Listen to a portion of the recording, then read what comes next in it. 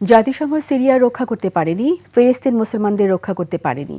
বাংলাদেশে জাতিসংঘের কার্যালয় হলে কঠোর অবস্থানে যাওয়ার হুঁশিয়ারি দিয়েছেন মুসল্লিরা। এ সময় ইসলামী আন্দোলন ও খেলাফতে মজলিসের নেতারা গোপালগঞ্জে জুলাই যোদ্ধাদের উপর হামলারও নিন্দা জানান। মানিক শিকদারের রিপোর্ট। শেকড় থেকে শিখরে। জাতীয় মসজিদ বায়তুল মোকাররমে জুম্মার নামাজ শেষে ইসলামী আন্দোলন বাংলাদেশ ও খেলাফতে মজলিসের ব্যানারে পৃথক বিক্ষোভ সমাবেশ অনুষ্ঠিত হয়। গোপালগঞ্জে জুলাই যোদ্ধাদের উপর হামলা, আইন শৃঙ্খলার অবনতি ও ঢাকায় জাতিসংঘের মানবাধিকার কমিশনের কার্যালয় খোলার প্রতিবাদ জানান বক্তারা।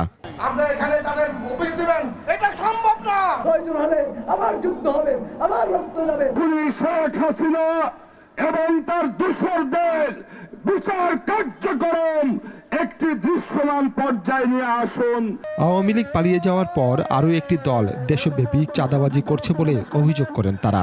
আগামী নির্বাচনে পিআর পদ্ধতিতে ভোটের দাবিও জানান তারা। পিআর পদ্ধতি হলে সকল মানুষের ক্ষমতায়ন হবে, চাঁদাবাজরা বুড়িগঙ্গায় ডুবে মরবে। আওয়ামী লীগের মতো আপনাদেরও কি করতে হবে? দেশ থেকে পালাতে হবে। বাংলাদেশকে জঙ্গি রাষ্ট্র প্রমাণে কৌশলে ঢাকায় জাতিসংঘের অফিস করা হচ্ছে। বাংলার জনগণ এই সিদ্ধান্ত মেনে নেবে না বলে জানান ইসলামী আন্দোলনের মহাসচিব। কিছুদিন আগেও স্বরাষ্ট্র উপদেষ্টা বলেছিলেন আমাদের বাংলাদেশ কোনো জঙ্গি নাই, কিন্তু জঙ্গি নাটক কোন জায়গা থেকে শুরু হলো? আমরা এই তথ্য প্রমাণ নিয়ে বিচার দাবি করছি।